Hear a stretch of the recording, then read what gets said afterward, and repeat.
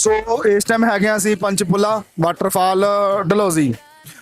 ਤੁਸੀਂ ਦੇਖ ਸਕਦੇ ਹੋ ਇੱਥੇ ਨਾ ਥੋੜਾ ਟਾਈਮ ਪਹਿਲਾਂ ਬਿਲਕੁਲ ਸ਼ਾਂਤੀ ਸੀਗੀ, ਪਾਣੀ ਬਿਲਕੁਲ ਨਹੀਂ ਸੀਗਾ ਤੇ ਤਕਰੀਬਨ 15 ਤੋਂ 20 ਮਿੰਟ ਬਾਰਿਸ਼ ਹੋਈ ਆ।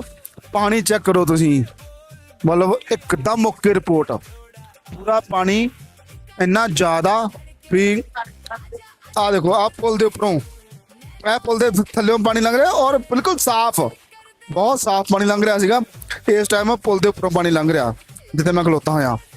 ਆ ਦੇਖੋ, ਤੇ ਇੱਕ ਚੀਜ਼ ਹੋਰ ਦੇਖੋ, ਸਾਰਾ ਹੀ ਖਾਲੀ ਹੋ ਗਿਆ, ਸਾਰਾ ਹੀ, ਸਭ ਚਲੇ ਗਿਆ।